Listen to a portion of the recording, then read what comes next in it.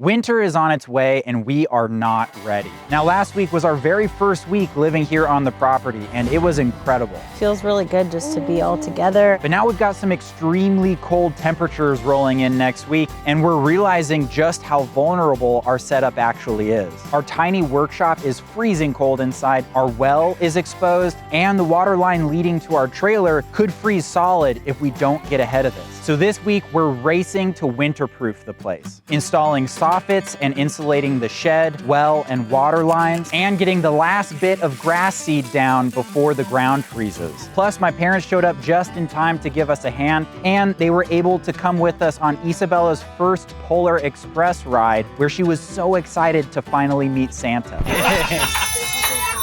So, let's get to work. Isabella, look, it's Grandma and Grandpa. Oh, We're here. how cute. Hi, how are you doing? How are you? You gotta see. Hey, big guy. Hi. How's the property look compared to the last time you were here, big guy? Really? It's a livable area now. Yeah. I'm making you a blanket. And I'm making one for Scarlett, too. Yeah. A pink one. Yes, yours is pink and Scarlett's is lavender. You finally got girls, Mom. Yes, I know. I'm so lucky. The weather has changed dramatically, and all of a sudden, it is extremely cold now. It's dropping into the 30s, even a little bit below freezing at night. That means that we really need to do a handful of projects to prepare for winter. The main things that we need to do are insulating the well and insulating the water line that's feeding the trailer, because we want to have water going to the trailer all winter, and lines freezing are the biggest concern with the cold temperatures. Now, I've got some materials coming in today and tomorrow to help us with that project. So today what I'm gonna do is fix the fact that the shed is so freaking cold. The shed is not insulated yet, and in fact, the soffits aren't installed yet. And so when there's a little bit of a cold breeze going on, that breeze works its way up into the shed and hits me, and it's freezing cold in here. I've got a little space heater, but that heat just completely dissipates. And so I have been spending hours just like cold to the bone in here on the computer, and that needs to end today. Now, we're actually going to be finishing the shed hopefully next week. So we'll be doing all of the siding and everything to actually complete this project. This week is all about just preparing for winter. So we need to get those soffits out and get ready to paint them. Now, this is where we've been storing all of the siding and the soffits for the shed. When I bought that stuff, I thought I was gonna be installing it that week. And that was several months ago now. I'm a little bit afraid to see what kind of shape it's in. I did have it covered, but it did get pretty wet. This is all LP Smart Side, so it should resist rot and mildew and all that, but we'll see. These two on the outside look pretty good, but this one is pretty dirty. But the wood itself actually looks okay. And this stuff is designed to get wet, right? That's the whole point. It's treated, but we gotta clean this thing. It is time to start cutting these things. That is pretty sweet, man. Every time that thing gets me. You're supposed to prime all the edges, which I honestly don't know if this is worth the time. Gonna have to wait for this to cure a little bit before we install it, but might as well just do it. So while we're letting that primer dry, we need to rip the two side soffits. So we'll do that now with the table saw. All right, big guy, this is the point of no return. Going with the pink, huh?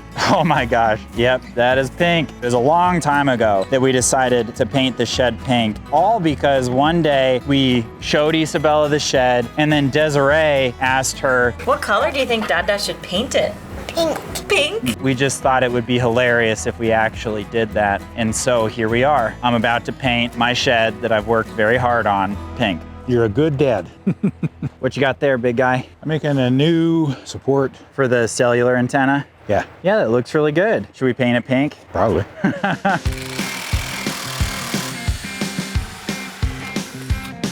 So before we can put the first soffit in, we got to remove this temporary bracket for this cellular antenna and then put up my dad's new and improved bracket.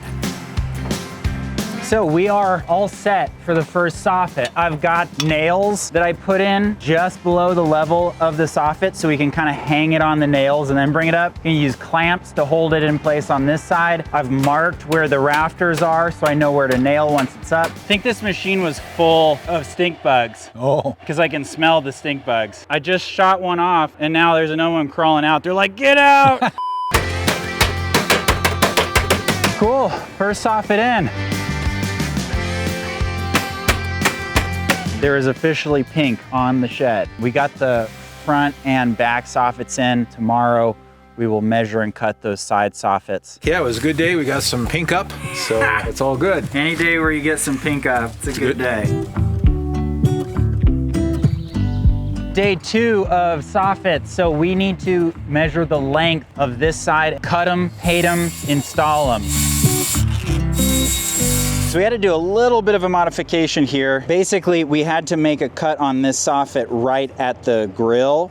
And this is like really not reinforced. These are real wobbly. And so what we did is we just cut a piece of our scrap material. I think we're gonna glue that on here just to kind of reinforce these so they don't break. So now we're just cutting that little hole out for the cables that go to the 2 antennas. So this is a small issue that I'll kind of explain more when we get in position, but the corners on the back side are gonna be unsupported because there's nothing to nail them to. So we're gonna nail these blocks on to these soffits, and then the other half of the block will rest on top of the soffits that are already in place. And then once they're in place, then we can nail the existing soffits to this block. And that will give it a little bit of support in a spot where it doesn't have it. So right now I'm just nailing those nails in so that we can rest the soffit in place. I'm also marking where the rafters are because once it's in place, I can't actually see them to know where I should nail. Well, somehow that ended up in the wrong spot. As it turns out, we put this block, we made sure there was a space here for the rafter or for the subfascia. Turns out it had to be on this side. Luckily, the nail is far enough in where I can cut enough of this little block. And there you go. Okay, back to install. All right, here you go.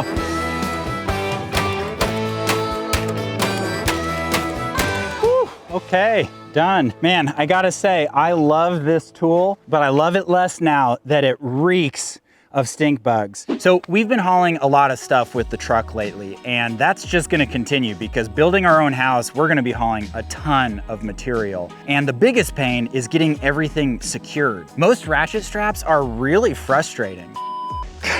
And if you're not careful, they'll just get tangled into a giant mess. Oh my God. Okay. That's why I absolutely love the sponsor of today's episode, Strapino. When it comes to securing cargo, Strapino makes it so easy. No tangles, no hassle. The self-retracting design automatically rolls back up when you're done, so you don't have to deal with any messy straps ever again. And once you do strap something down, it stays put even on really bumpy roads. These are the strongest, most versatile straps on the market. They're perfect for building materials, kayaks, any gear or equipment that you need to haul. They're lightweight, compact, stored neatly in the included bag, and they're ready whenever you need them. Honestly, I think everybody should have a couple of these in their vehicle. And they make for really great gifts. So click the link in the description below to get your hands on this amazing product. Okay, so soffits are in. These soffits are vented. I did that because eventually this will be just a storage shed, and so I'll want it to be passively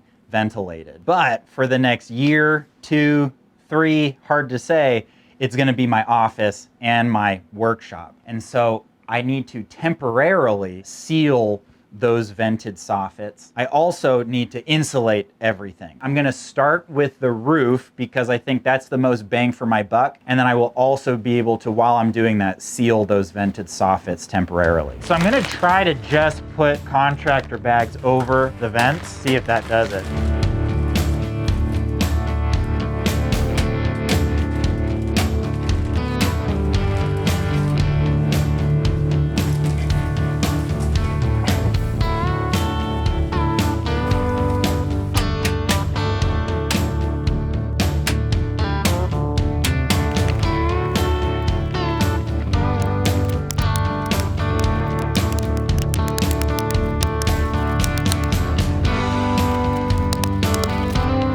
Well, that is gonna do a really good job of keeping the freaking breeze out, that's for sure. Most of the insulation is up on the roof. The soffits are sealed, and so all of that airflow that used to happen in here isn't happening, and it is much, much warmer in here. So we are going to have to get some more insulation, finish that project up, but tomorrow we got an even more urgent thing to do. Well, that was a good day. Yeah, got a lot done. Hate to say it, I kind of like the pink.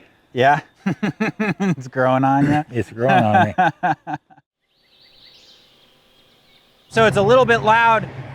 Jeff Hyde and his guys are back. They're drilling a well for our neighbors right now. Next thing is I need to insulate this well. It's actually looking like next week is gonna get really cold. It's gonna get down to 22 degrees. So this definitely needs to happen. I wanna dig a trench where this shell is going to cover the well so I can basically bury the shell. I got this hardware cloth and I'm gonna cut it so it can cover the ground in here because mice can get up in here by burrowing. They can just wreak havoc in here, but they love it because it's nice and warm over the winter, so it's like the perfect place. So I'm gonna attempt to keep rodents out with this. Time for some insulation. I think my plan is just kind of pack it and wrap it. I'm gonna try to just cover this whole thing with a single contractor bag. I don't think so. Might need to cut this up. Not gonna say it's pretty, but I think that'll keep it from freezing. I think that's it. Boy, this thing's solid now.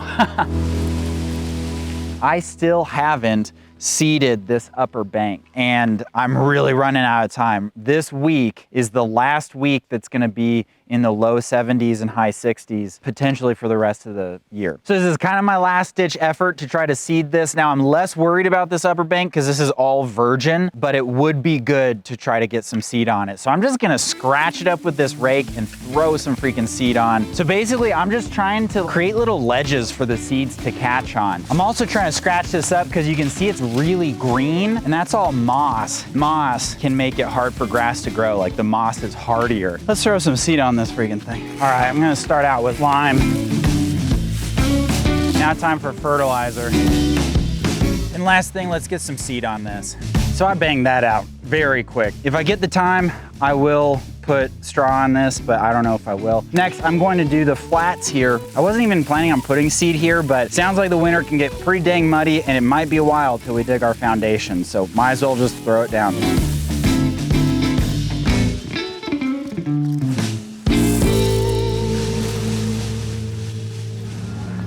Where are we going, Isabella?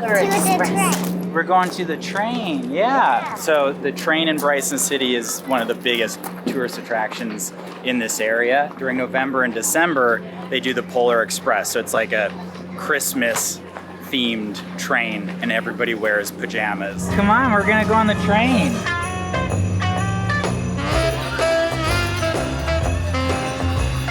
Wow, this is a nice table. Isabella, are we on the train? Thank you. Thank you. Wow. A cookie and hot chocolate. This might be Isabella's best moment. Everybody wave hi to Santa. Hi, Santa. Santa! Santa! It's Santa! Isabella, here you go. Oh, This is look your bell. it. Tell him. Oh, it's okay. What happened? Is she scared? It's okay. Okay, he's gone. He's gone. He's all gone. You okay, Isabella? Was that a little scary? It's finally time for me to do the last really important thing I gotta do this week, which is I need to put heat cable on this water line and filter assembly and then insulate it really well. So I'm gonna start here at the yard hydrant. I think I'm gonna dig a little bit into this earth around the pipe and insulate it down a little bit. So this isn't super long, might be just barely long enough for what I need to do. This right here, I believe is the thermostat. So I gotta press that up against this pipe. All right, we're going to wrap this bad boy. So basically this thermostat at the base of this cable can tell what the temperature is, and it will cause this cable to heat up to make sure that it stays above freezing. Dang it. I don't know if this is gonna be enough. Oh my gosh. It's short by 8 inches. I mean, it's not like this whole section would do anything. The hose is insulated from the cable. As long as it heats up all this water, that little section would be all right. I'll just insulate it. So I'm gonna go a little bit overkill on this thing. I'm gonna do some insulation tape and then some pipe insulation. I think that should work, man. So let's go ahead and bury this.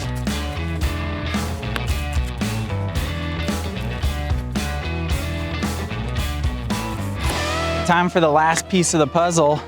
The big guy built a big box. This is 1-inch polypro foam board. And he just threw it together with the foam and with that aluminum tape. So I think this is gonna work great for the filters. So we just cut these little pieces out. Theoretically, it should just drop right in. Oh yeah, nice one, big guy. Time for some insulation.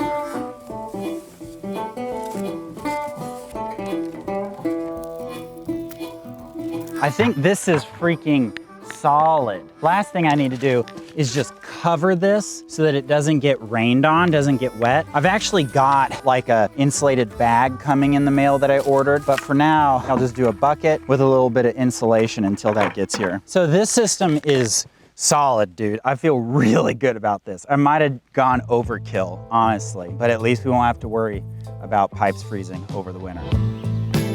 So here in just a couple days, the forecast is showing that we're gonna have some really cold temperatures. They're calling for it to get as low as 18 degrees Fahrenheit, which I know for a lot of the country isn't that cold, but it is cold enough for all of this to be a serious concern. And it is certainly cold enough to freeze the well or the water lines and whatnot.